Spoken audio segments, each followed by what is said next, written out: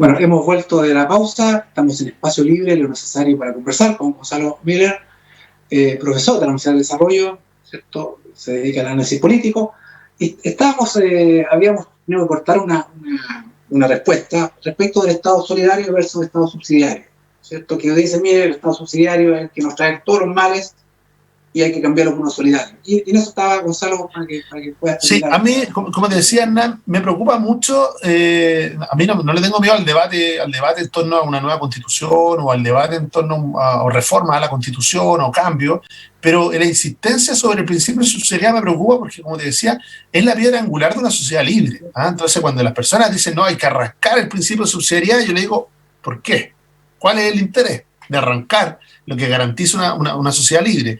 Y además que pareciera que el principio de subsidiariedad es algo que se le ocurrió a Jaime Guzmán en Chile y que no existe en ninguna parte. Y resulta que está lleno de países en el mundo donde está validado el principio de subsidiariedad como el principio, una piedra angular de la sociedad libre.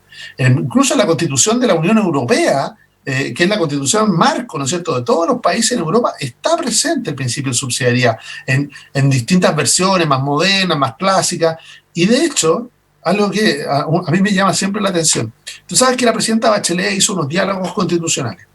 A partir de esos diálogos ciudadanos, hizo un proyecto de nueva constitución, que me parece que en Chile no lo leyó nadie, porque lo presentó el último día, lo dejó en el Congreso, los parlamentarios de ella, los diputados de izquierda ni lo leyeron, parece. ¿Por qué? Porque yo me di la lata de leerlo y resulta que viene el principio de subsidiariedad. Entonces, es la constitución que hicieron los expertos del Partido Socialista y todo, en ese minuto incorporaron el principio de subsidiariedad. ¿Y por qué? Y bien que lo hayan hecho, porque es el principio que le pone un límite al Estado para que respete a los ciudadanos y a la sociedad civil, a las distintas agrupaciones y organizaciones en su autonomía.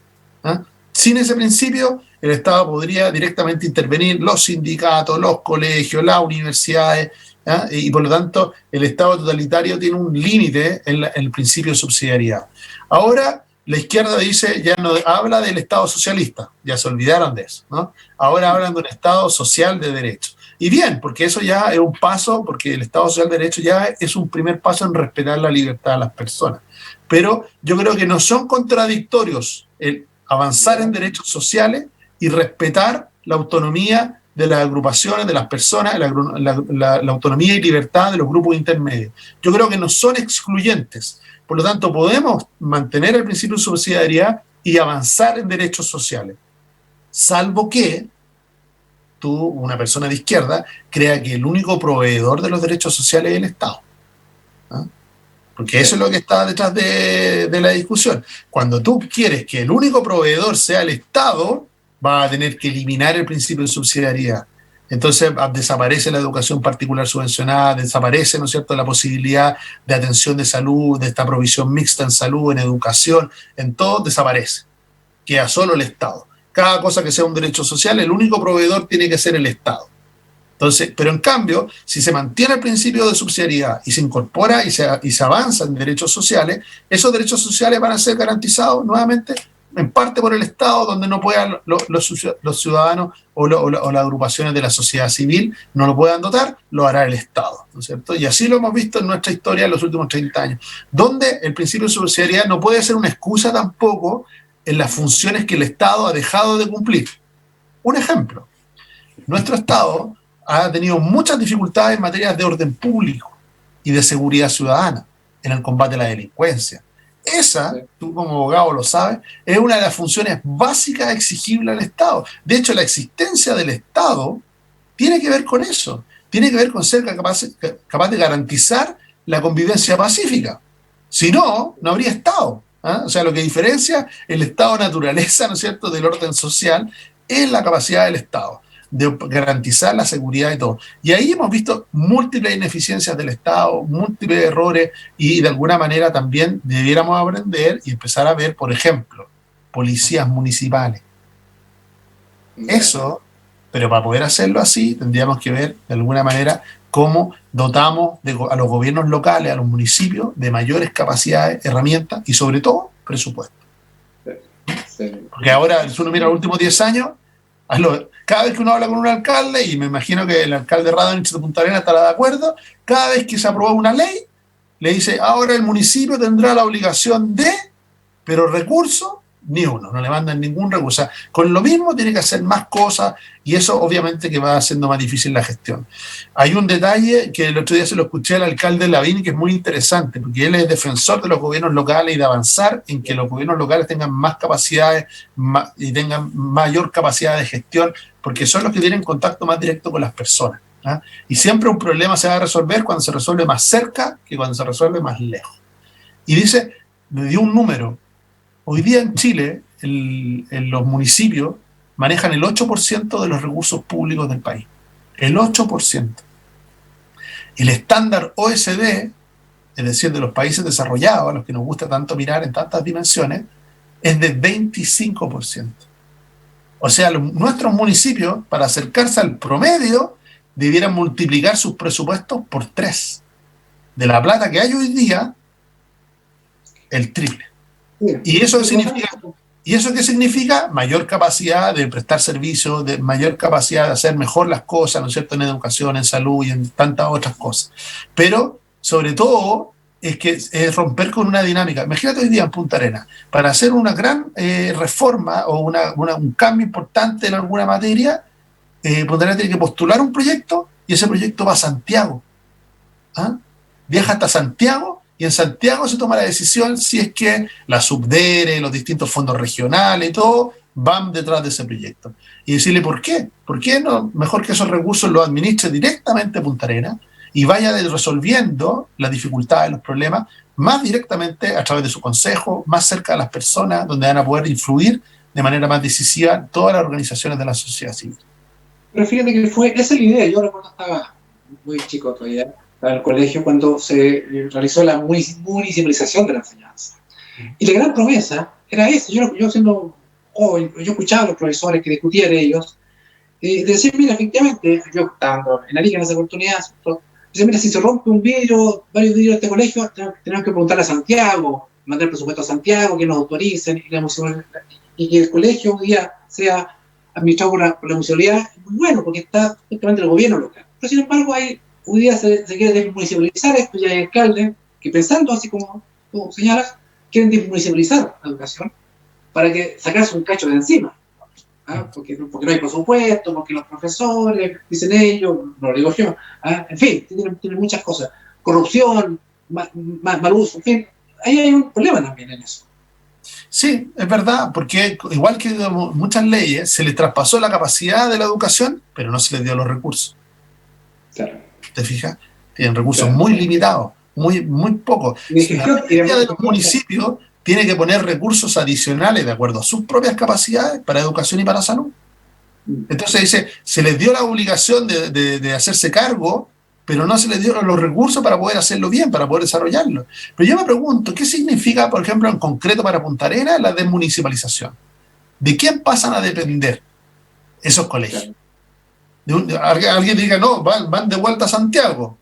No, en este caso no. Se va a tener que crear ahí en la región un organismo. Entonces, para efectos prácticos, porque a veces la gente se marea con eso, sí, ya que no dependen del municipio, va a pasar a depender de otro organismo burocrático, ahora en un segundo nivel provincial seguramente, ¿ah? Pero para efectos de los niños, de los apoderados, de los mismos profesores, no se van a dar cuenta mayor la diferencia. Van a pasar de una oficina a la oficina de al lado. Entonces también eso es lo que uno dice, hay que tener cuidado respecto de no sobreideologizar las soluciones públicas, hacerlas lo más pragmáticamente posible. ¿Para qué? Para que produzcan resultados. Si finalmente, muchas veces, no toda la solución está en un cuerpo ideológico.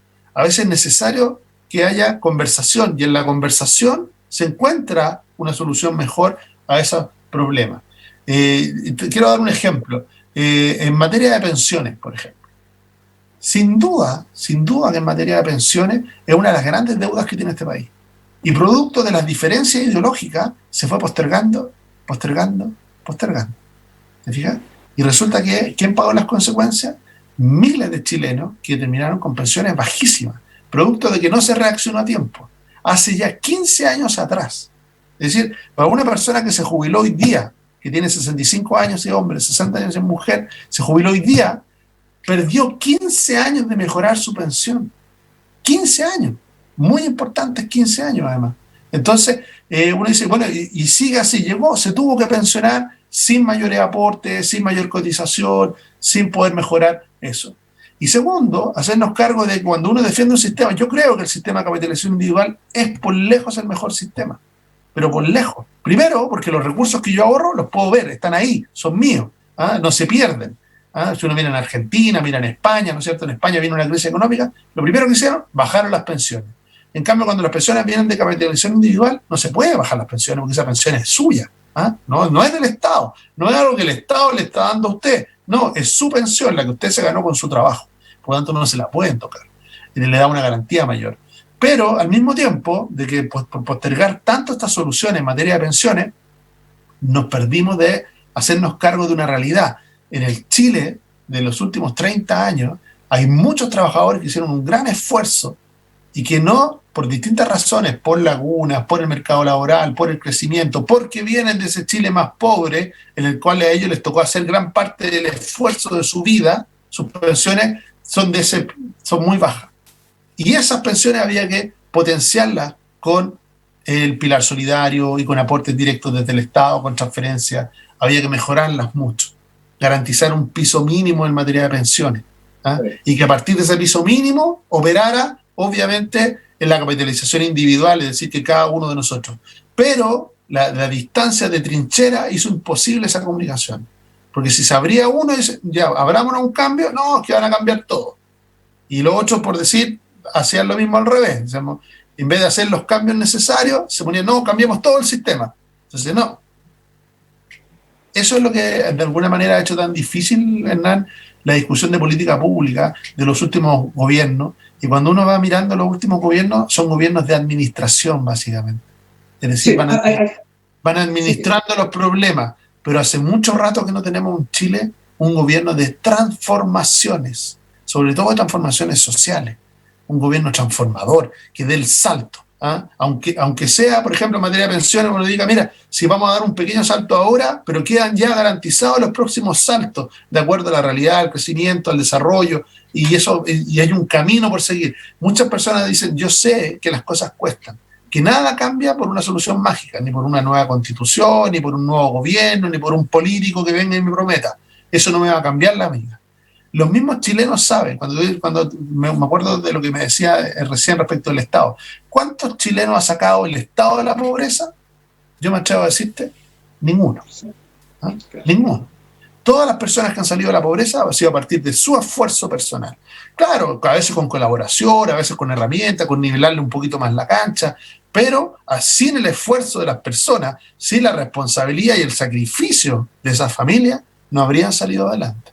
Entonces tenemos que ver cómo se articulan estas dos cosas, la responsabilidad individual, pero también con un Estado que asegure igualdad de oportunidades, que asegure una cancha pareja, que asegure el fin de privilegios, que asegure que de alguna manera yo me voy a poder beneficiar de mi esfuerzo de manera justa. Gonzalo, vos tenés que cambiar de frente, porque hay que tocar temas. Yo me encantaría seguir, pero bueno, hay que cambiar lamentablemente de frente, pero plebiscito constitucional, esto es ineludible, y después también me gustaría que ojalá pudiéramos tocar el tema de lo que está pasando la UDI, es un partido muy importante en Chile, no por ser de la UDI, sino que es un partido, la verdad que es gravitante en Chile también, como otros partidos.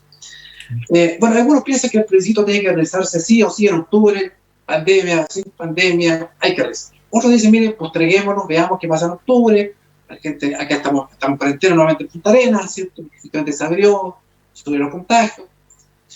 Yo le dicen, mira, esto no debe hacerse porque es ilegítimo, porque también yo te preguntaba, te decía, ¿cierto?, de cuál fue el origen. ¿Cuál es tu posición? ¿Se debe hacer, no se debe hacer o se debe postergar dependiendo de la situación? Mira, yo creo que, de verdad, yo creo que el plebiscito es la manera de derrotar a la violencia y a los promotores de la violencia. Por lo tanto, yo creo que el plebiscito es esencial realizarlo. No creo que haya más fechas, ya lo movimos una vez. Era en abril, lo movimos a octubre. Pensamos que en octubre ya la pandemia había desaparecido. No ha desaparecido la pandemia, todavía amenaza nuestro plebiscito, pero tenemos que hacer todos los esfuerzos y eso va a requerir una generosidad importante de todos los sectores políticos para poder realizar ese plebiscito en octubre. ¿Por qué? Porque también no hay más fechas para moverlo. Y yo no quiero que porque no haya una fecha para moverlo, perdamos eso que es la herramienta para derrotar a la violencia. No quiero darle una excusa a esos grupos violentos para que vuelvan a salir a la calle, para que vuelvan a quemarlo todo, para que vuelvan a destrozarlo todo, ¿no es cierto?, para que vuelvan a saquear. Yo creo que se trazó un camino institucional y ese camino institucional se debe cumplir. Si hay algo que por lo que yo creo que soy de derecha, es porque a mí me gustan las reglas claras. Y una vez que acordamos algo, eso se debe cumplir. Y por eso yo creo que el plebiscito sí se debe realizar. ¿Ah? No solo porque es la derrota de los violentos, sino porque además es cumplir con el itinerario de lo que se pactó. Y eso es muy importante, le ha hecho muy bien a Chile que se cumplan las cosas, se cumplan los desafíos. Y finalmente lo que hizo la política es transferirle a las personas la decisión. Serán los chilenos los que decidan si vamos de cabeza a un proceso constituyente o si no vamos a un proceso constituyente. Ambas alternativas igualmente legítimas, pero van a ser las personas las que tomen decisión. Y en eso los partidos debieran entender de que les toca un rol más secundario. ¿Ah? Van a ser más protagonistas los ciudadanos que los partidos. Y eso se debe notar para poder lograr la relegitimación de la política, que es parte de lo que se promete, ¿no es cierto?, en este esfuerzo de aquí a octubre. Ahora, uno dice, bueno, pero lo vamos a hacer a pesar de que la pandemia esté desatada. Yo sé que hoy día, además, en Punta Arenas están viviendo un momento bastante álgido respecto a la pandemia, ¿no es cierto?, con muchos contagios.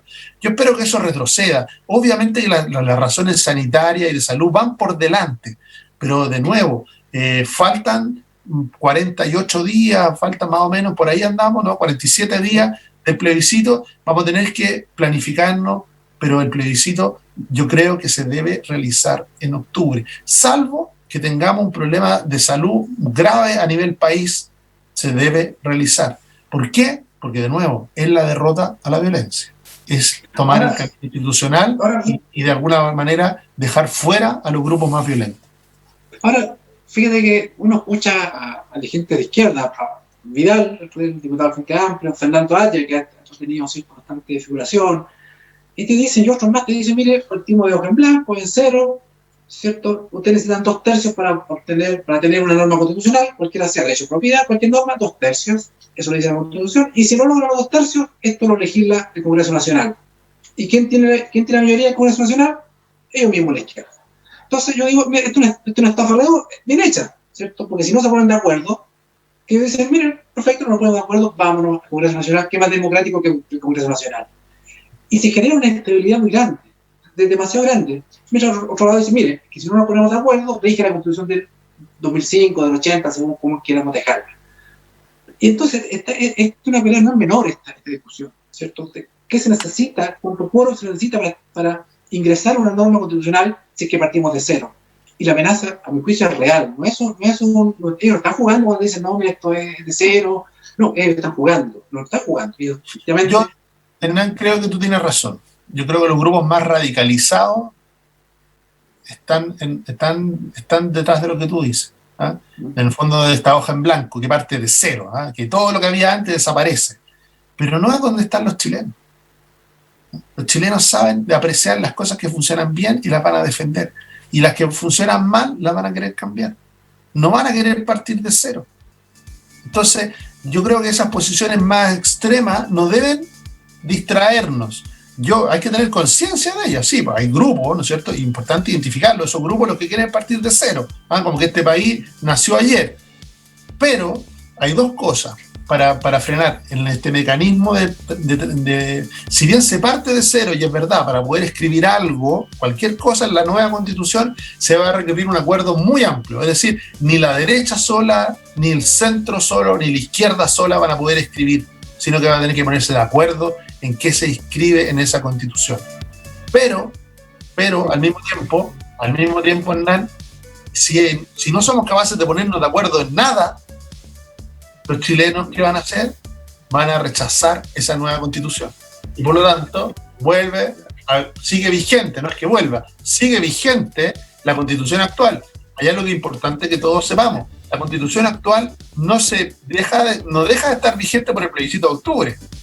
Lo único que deja fuera de combate la actual Constitución es el plebiscito de salida. Es decir, si la política, todos los sectores políticos le traen a los chilenos una mejor constitución, esa mejor constitución va a ser ratificada, aprobada y va a dejar de regir la vigente.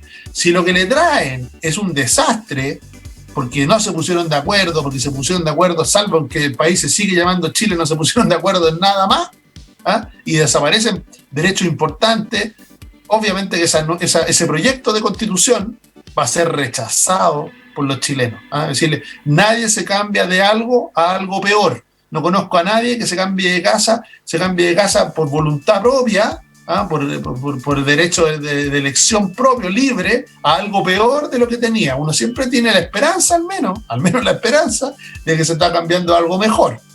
Y por lo tanto, esa es una tarea que le queda a la política, que le queda a los sectores y que le queda a la ciudadanía también de fiscalizar y ser parte, si es que se abre el proceso constituyente. Gonzalo, en un minuto, el control que me perdone, en un minuto, percibo, no sé, estoy equivocado, que tú como que suscribes, o estás, no sé si suscribes, pero estás de acuerdo con esto que plantea Pablo Longueira, o quizás estás de acuerdo contigo, o tú de acuerdo con él, no sé, en 45 segundos, ¿hay algo de eso, no? Mira, yo creo que hay muchas personas en Chile que apuntan a que somos un país que se ha venido construyendo, igual que la familia, a partir de esfuerzo, de sacrificio, y que nadie quiere volver atrás.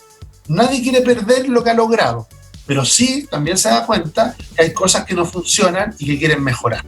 Entonces, yo creo que hay que confiar más en eso, en los chilenos moderados, en la gran mayoría de chilenos que tienen una pasión por la libertad, una pasión por la democracia y por salir adelante. Esa gran mayoría es la que va a empujar por escribir una nueva constitución. Si aquellos que son elegidos no son capaces de hacerlo y le traen un proyecto malo, esa misma mayoría le va a decir, ¿sabe qué? Yo no me voy a cambiar de esta constitución a una peor. Tráigame una mejor si es que quiere que me cambie. Pero eso va a ser recién en el plebiscito de salida. Así que yo creo que, primero, no hay que tenerle miedo a la democracia. Segundo, no hay que tenerle miedo a plantear las ideas propias, a defenderlas, a generar convicción y a que esas ideas pueden ser mayoritarias. Yo creo que cuando hablamos de libertad, cuando hablamos del derecho a elegir, cuando hablamos de que los chilenos tengan capacidad para salir adelante, ese esfuerzo personal se respete y sea recompensado, de que hay una igualdad de condiciones, todas esas posturas son mayoritarias en nuestro país, son del sentido común mayoritario en nuestro país. Gonzalo, mira, qué lata, llegó tan rápido el tiempo. Te agradezco muchas gracias a ti, a todos los amigos de Punta Arenas, les mando un saludo y qué bueno poder haber tenido este espacio para conversar. Hacen falta mucho más espacios como el tuyo, así que te felicito por el Espacio Libre, por este esfuerzo que hacen en Radio Polar y en el Grupo Polar, por tener espacio para poder debatir, conversar sobre las ideas públicas, sobre las ideas políticas, sobre las distintas posiciones. Ya, muchas gracias, Gonzalo, y muchas gracias a ustedes. Nos vemos Dios mediante el próximo martes, en Espacio Libre, lo necesario para conversar. Muy amable, muchas gracias, Gonzalo. Dios mediante nuestro programa. Polar Comunicaciones, radio, televisión e internet presentó Espacio Libre, un programa de conversación y análisis, temas de actualidad desarrollados en profundidad. Conduce el abogado Hernán Ferreira Ceballos.